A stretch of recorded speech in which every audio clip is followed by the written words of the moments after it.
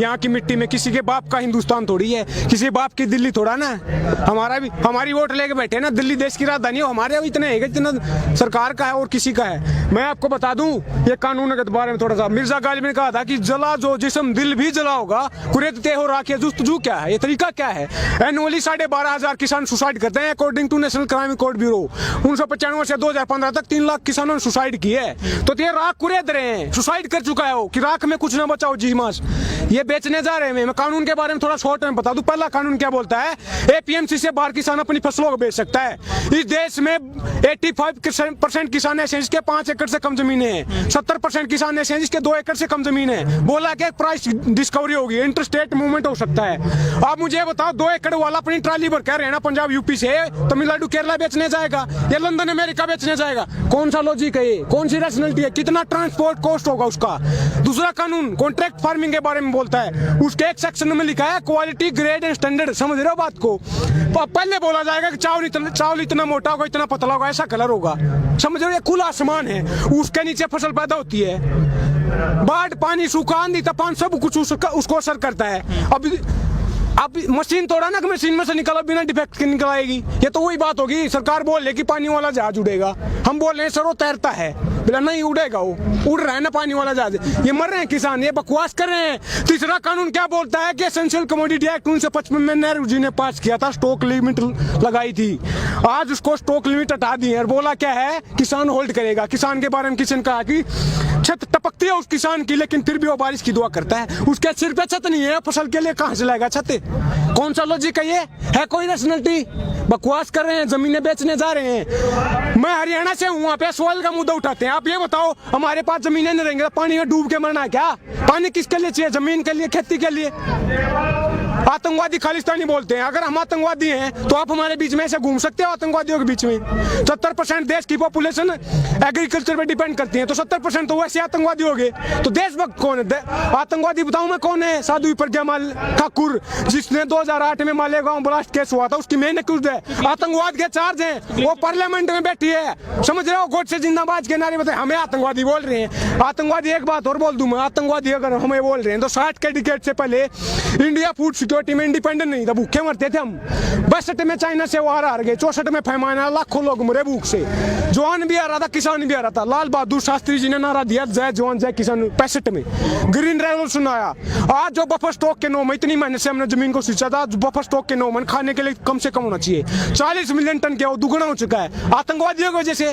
देश पाला हमने, भूखे मरते थे, हमें आतंकवादी बोल रहे हैं। बीजेपी के सांसद हैं, वो कहते हैं किसान AK-47 लेके आ गए हैं। देखिए, ये सारे अनपढ़ हैं, गौमूत्र खाने वाले हैं, गोबर मूत्र खाने वाले। नत्था Singh and Prem Singh one and the same thing, सब एक से हैं। और रमेश बिदुड़ी बोल रहा है कि बड़ुए हैं, 500 रुपए खरीद के लाए हैं। पता उसको कोई बड़ुए हैं? अंधाता है देश को, बड़ुए बोल रहे हैं। शर्म करो देशवासियों, अपनी आज नहीं उठा रहे यार। मिर्जा गालिब ने कहा, देख चमन में एक तिलक के रंगों से बात बनती है। हम ही हम है तो क्या हम है, तुम ही तुम हो तो क्या तुम हो। डेमोक्रेसी क्या होती है? People's government, government of the people, by the people, for the people. आज क्या हो रहा है? उल्टा हो रहा है, government of the capitalist, by the capitalist, for the capitalist. उद्योगपतियों को जमीनें बेच रहे हैं। लेकिन जो बड़े उद्योगपति हैं, अडानी और अंबानी, वो कह रहे हैं कि इस पूरे किसान आंदोलन में हमको घसीटा गया है। हम किसानों से ना जमीन लेते हैं डायरेक्ट, ना अन्न लेते हैं।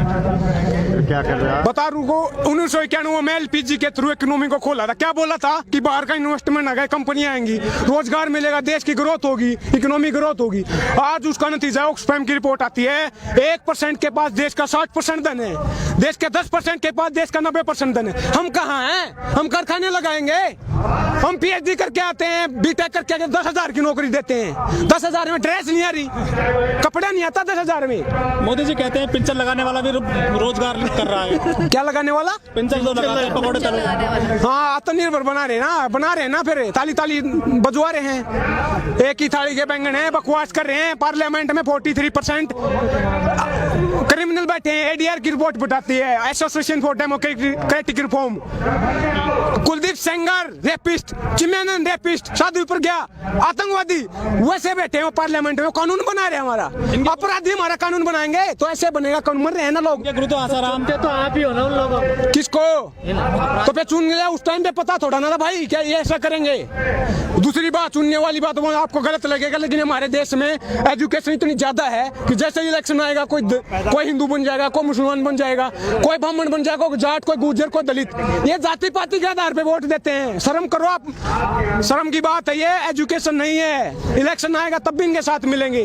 भगत हैं चिंटू पप्पू पिट्ठू बन के बैठे भाई साहब, ये समझने की बात है। डेमोक्रेसी क्या होती है? डायलॉग, डिबेट एंड डिसेंट, एसएमटी ही डेमोक्रेसी है। यूज करो उसका। तो चुनाव जो होता है क्या विकास को भूल जाते हैं या फिर जातिवादी को लेकर चुनाव? मैंने बोला ना, वही तो हो रहा है। जाति के आधार पे टिकट देंगे, फिर क्या बोलते हैं कि भाई ये जाट नेता है, ये उत्थान करेगा मेरा।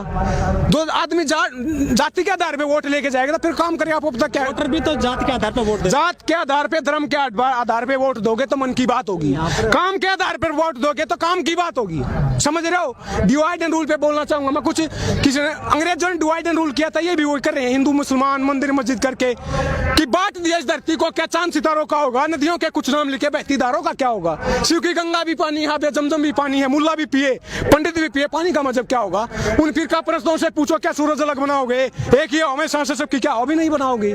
नस्लों का जो करे बंटवारा, नस्लों का जो करे बंटवारा, रहबर काम का ढोंगी है। क्या खुदा ने मंदिर तोड़ी थी? राम ने मस्जिद तोड़ी है। अगर स्टेट मंदिर बनवाएगा तो स्कूल, कॉलेज, यूनिवर्सिटी, हॉस्पिटल, सड़कें, बिजली, पानी ये कौन करवाएगा? इस देश में पहले भी मंदिर बने, सरकारों ने बनवाए हैं क्या? ये आर्टिकल 25 हमारे संविधान का बोलता है कि right to freedom to profess, propagate and practise any और not any religion of your choice. धर्म हमारा पर्सनल मैटर है, हमारा फेथ है। अपने आप चंदा इकट्ठा करके मंदिर बनवाएंगे, सरकार मंदिर बनवाएगी। स्टेट का कोई रिलीजन है क्या?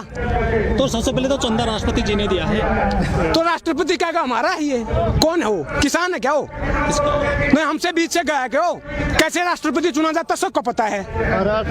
सब उनका है। वो तो एक रबर स्टैंप है, सब रबर स्टैंप उठा के लगा दी। आप मुझे बता दो एक भी कानून पे जिसमें राष्ट्रपति ने डिसेंट का भी यूज किया हो, अड़े हो कि नहीं गलत है? ये सारे कानून पे मोहर लगा देते हैं। पिट्ठू होते हैं सरकारों के राष्ट्रपति। देश का पहला नागरिक, गलत बोल रहा हूँ लेकिन पिट्ठू है भाई, पिट्ठू हैं। तो क्या आपको लग रहा है जनता को भी सुधरना चाहिए था? सुधरेगी कैसे? मेजी रेस्टोरेशन आया था 1860 के दशक में जापान में। छोटा सा देश है, खेती के लिए जमीन नहीं है, टापुओं का देश, आइलैंड पे बसा हुआ है। मेजी रेस्टोरेशन आया था, उससे इंडस्ट्रियलाइजेशन हुआ। देश को इतना पढ़ाई लिखा है, ह्यूमन डेवलपमेंट, एजुकेशन, हेल्थ पे इतना खर्चा किया कि छोटा सा देश है। ये जितने है ना दादागिरी के घूम रहे हैं, वर्ल्ड पावर बन के, घुमा के मारा था, घुमा के भगा यूएस को पीटा, पर्ल हार्बर पे अटैक किया, चाइना को हराया, रशिया को हराया, सारे देशों घुमागा। छोटा सा देश है। ऐसे ही आज इजराइल पूरे मुस्लिम राष्ट्र, 60 मुस्लिम देश हैं, भगा के मारता है।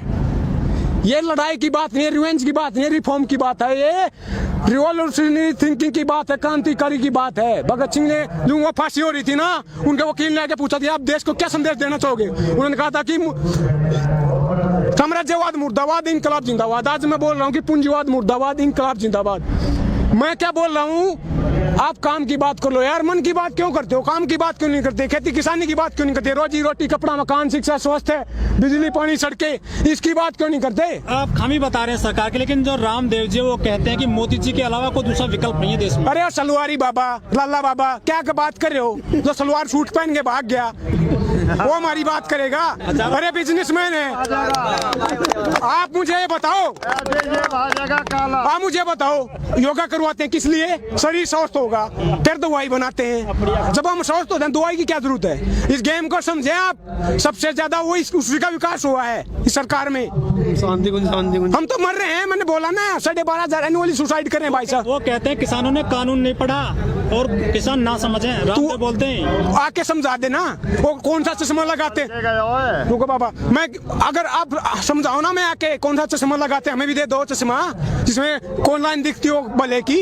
ये कानून जहर है, जहर। सरकार क्या बोल रही है कि 2-3 चम्मच निकाल देंगे, गिलास भरा जहर का है, बोले 2-3 चम्मच निकालेंगे, अमेंडमेंट कर देंगे, संशोधन कर देंगे। आप मुझे बताओ, एक चम्मच हो, एक गिलास हो, एक बाल्टी हो, एक चुटकी हो, जहर तो जहर होता है, खाते ही डेथ होती है। ये डेथ वारंट है। लेकिन सरकार कह रही है किसानों को अच्छे दिन आएंगे, इस कानून से लागत का 1.5 गुना मिलेगा, 2 गुनी हो जाएगी 2022 तक। अच्छा, एपीएमसी में खामियां बताई हैं। एक 2016 में, थोड़ा डिटेल में बताऊंगा मैं, 2016 में ई नाम की वो लेके आए थे policy, electronic national agriculture market. उसमें क्या बोला था 2022 तक दुगुनी हो जाएगी। आज कितनी है? वो नेशनल मार्केट होगा, वो कहाँ गई पॉलिसी? वो फेल क्यों हुई? क्या कारण रहा?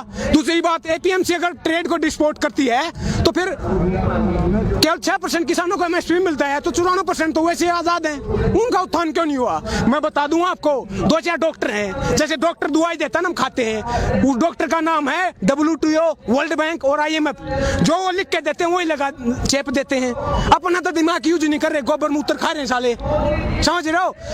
USA में एक किसान को 45 लाख रुपए सब्सिडी दी जाती है। लेकिन वो लोग कहते हैं कि मोदी जी का डंका बज रहा पूरे वर्ल्ड में। बज रहा है, अपने देश में तो बजाओ पहले, डंका किस चीज का बजता है? 19 करोड़ लोग भूखे सो रहे हैं, ग्लोबल हंगर इंडेक्स की रिपोर्ट आती है, 94वें नंबर पर है इंडिया, पाकिस्तान, बांग्लादेश और अफगानिस्तान से पीछे, आतंकवादी देशों से पीछे। ये डंका है क्या? कह तो रहे हैं कि हमने जो आसपास के देश अभी भी जीत रहे हैं वो। कहाँ? कल सर्वे आया, उसमें भी अभी भी उनके फैन फॉलोइंग बढ़। अरे सर्वे कहाँ आया है ये बता दो, गोदी मीडिया में आया है? इंडिया टुडे ने बता दो कहाँ पे आया है? इंडिया टुडे ने कहा है कि सबसे अच्छे मुख्यमंत्री योगी जी हैं। प्रधानमंत्री जी नहीं, फिर वही तो बोल रहा हूँ मैं, बताया किसने है? इंडिया टुडे किसका, किसान का है क्या? हमारी बात करता है क्या वो? पिट्ठू बन के बैठे हैं, चिंटू है, चाटुकार है, वो पत्रकार नहीं है। सरकार की बात करते हैं, हमारी एक बंडल पे बिक जाते हैं यार, 2 रुपए की कौड़ी की औकात नहीं, हमारी बात करेंगे वो। क्या लग रहा है? बात सुन के तो वोट देती है जनता। किसकी बात करेंगे आप ही मुझे बताओ? डेमोक्रेसी के 3 स्तंभ होते हैं, 4 होते हैं, एग्जीक्यूटिव, लेजिस्लेटिव और जुडिशरी, चौथा होता है मीडिया। अब मोदी जी के बारे में मैं कैसे जानता हूँ, आप कैसे जानते हो?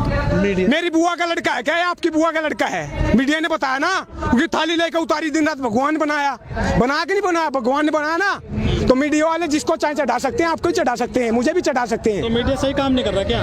काम की बात होनी चाहिए, मीडिया कहाँ काम कर रही है? मीडिया के बारे में कहा था कि वो बारी बारी से कर रहे हैं ना विकास, कि देश चलता नहीं मचलता है, मुद्दा हल नहीं होता उछलता है, जंग मैदान पे नहीं मीडिया पे जारी है, आज मेरी तो कल तेरी बारी है, यही तो हो रहा है। चुन चुन के हमारे एक छज्जा टूट जाता है, उनको चुनने हो जाते हैं यार, और किसानों के पिपली में हाथ टूट गया, उसके लिए कोई एक आवाज नहीं उनके पास। अच्छा, आखिरी सवाल आपसे, अमिताभ बच्चन है, बॉलीवुड कलाकार हैं, वो किसान चैनल है जो उसके ब्रांड एम्बेसडर रहे हैं, लेकिन उन्होंने ट्वीट नहीं किया किसानों के लिए पूरे आंदोलन में। अरे ऐसे लोगों के में जो नवरत्न तेल बेचते हैं, तेल उसी ऐसे लोगों के में आज से ये भी नहीं, हम अपनी आवाज उठाना जानते हैं। सपना चौधरी है, हाँ। वो भी काफी फेमस है, किसान के लड़के, किसान भी काफी डांस करते हैं उनके लेकर के, लेकिन वो भी ट्वीट नहीं कर रही है। वो किसके साथ है? बीजेपी के साथ है, उसकी पार्टी में जुड़ी हुई है, इलेक्शन में खड़ी हुई थी, नहीं खड़ी हुई थी उनके साथ, सबको पता है। वीरेंद्र सहवाग भी नहीं कर रहे हैं कोई ट्वीट। भाई मैं अब पूरे देश का चिट्ठा तो लेके बैठा नहीं, कौन क्या करा, कौन किस टाइम पे मुंह क्या।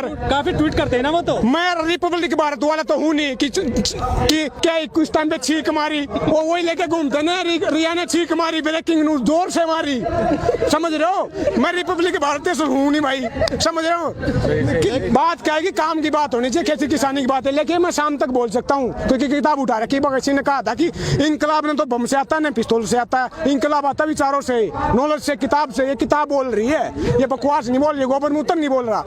तो मैं अपनी बात को खत्म करना चाहूंगा। भगत सिंह की कौम है ये, भगत सिंह के बगैर हम खत्म नहीं कर सकते। पीयूष मिश्रा जी ने कहा था कि वो काम भला का काम हुआ जिसमें चंद्रशेखर आजाद न हो, वो इश्क भला का इश्क हुआ जिसमें भगत सिंह की याद न हो। भगत सिंह की याद न हो और हमको बात को खत्म कर दे, ऐसा नहीं हो सकता। भगत सिंह ने कहा था कि लिख रहा हूँ अंजाम जिसका कल आ जाएगा, मेरे खून का एक कतरा इंकलाब आएगा। जोर से बोलना है, क्योंकि उसी भगत सिंह ने कहा था कि गूंगे बहरों को सुनाने के लिए धमाका जरूरी होता है, और ये आवाज धमाका है, पार्लियामेंट तक आवाज जानी चाहिए। गूंगे बहरे हो, इंकलाब, इंकलाब,